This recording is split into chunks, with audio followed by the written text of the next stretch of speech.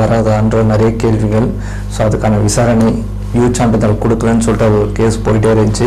So இன்னைக்கும் அது ஒரு தீவிரமான ஒரு விசாரணை நடந்துச்சு. ஸோ எப்போ தான் இதுக்கு ஒரு முடிவு வரும், ஜனநாயகம் வருமா இல்லை தள்ளி போகுமா இல்லை இந்த படம் வந்து அப்படி ஸ்டாப் ஆகுமான்றது நிறைய கேள்விகள். பட் இதுக்கான ரிசல்ட் பார்த்தீங்கன்னா வர 9ஆம் தேதி அன்றைக்கி தான் இதுக்கான தீர்ப்பு வழங்குன்னு சொல்லி கோர்ட்டில் சொல்லியிருக்காங்க. ஸோ நாளைக்கு தான் அஃபீஷியலாக சொன்னாங்க. பட் அப்புறம் பார்த்தீங்கன்னா நியூஸில் வந்து அஃபீஷியலாகவே 9ஆம் தேதி தான் நாங்கள் சொல்லுவோம் அப்படின்ற மாதிரி சொல்லிட்டாங்க.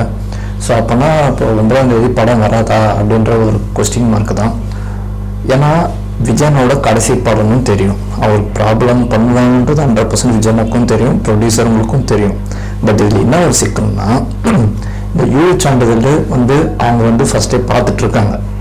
அந்த சர்டிஃபிகேட் அவங்க பார்க்குறவங்க வந்து பார்த்துட்டு இருக்காங்க. சென்சார் போர்டு டீம் வந்து பார்த்துட்ருக்காங்க. பார்த்துட்டு அதில் கரெக்ஷன்ஸ் எல்லாம் சொல்லியிருக்காங்க. 27 கட்டு அது எல்லாமே மியூட் போட்டு அதெல்லாம் சிலலாம் பண்ணி ட்ராப் பண்ணி எல்லாமே கொடுத்துருக்காங்க. அது பார்த்து ஓகே ஆயிடுச்சு. பட் என்னன்னா அப்பயும் வந்து இங்கே வந்து தணிக்கை சான்றிதழ் கொடுக்கல.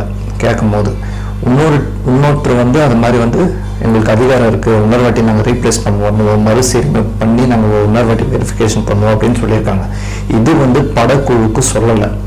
இது மாதிரி வந்து நான் இன்னொரு வாட்டி பண்ணுவோம், அதுக்கான சான்றிதழ்லாம் கொடுக்க முடியாது இப்போதைக்கு அந்த மாதிரி சொல்லலை. ஒரு வாட்டி பார்த்துட்டாங்க, அப்புறம் கேட்கும் போது வந்து அவங்க தரல. அது மட்டும் தான் அவங்களுக்கு தெரியும். இன்னொரு வாட்டி வந்து அந்த அதிகாரம் அவங்களுக்கு வந்து இருக்கு. அந்த அந்த சான்றிதழ் கொடுக்குறவங்களுக்கு அந்த அதிகாரம் இருக்குது. நாங்கள் இன்னொரு வாட்டியும் பண்ணுவோம், அதுக்கான அதிகாரம் உங்களுக்கு இருக்குது, நாங்கள் ஒரு வாட்டி பார்த்துட்டுலாம் கொடுக்க முடியாது அப்படின்லாம் சொல்லியிருக்காங்க.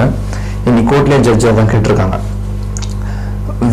எல்லாமே கட் பண்ணி தான் கொடுத்துருக்காங்க. அது இருந்தும் நீங்கள் அந்த தணிக்கை சான்றிதழ் ஒன்றும் கொடுக்காம இருக்கீங்கன்னு கேட்டதுக்கு தான் நாங்கள் வரைக்கும் அதை பார்த்துட்டா அதில் வந்து சில காட்சிகள்லாம் வந்து சின்னங்கள் யூஸ் பண்ணியிருக்காங்க, இராணுவ சின்னங்கள். அதில் வந்து அவங்களோட அதிகாரிகள் ஒப்புதல் வேணும், அது இதில் இல்லை. அதனால் வந்து நாங்கள் அதை பார்த்தோம்.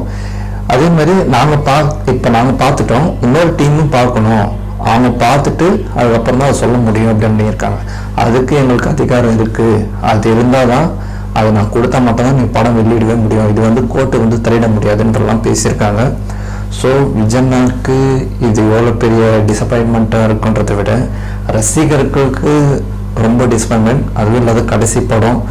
ஸோ தெரிஞ்சு தான் இதெல்லாம் பண்ணுறாங்க. இது ஒன்றிய அரசு பண்ணுறா இல்லை எல்லாம் யார் பண்ணுறாங்கன்னு நமக்கு தெரியும். இது என்ன ஆகும் அப்படின்னு கேட்டிங்கன்னா ஐப் குறையாது, ஐப் ஒன்றும் அதிகமாக தான் ஏறும்.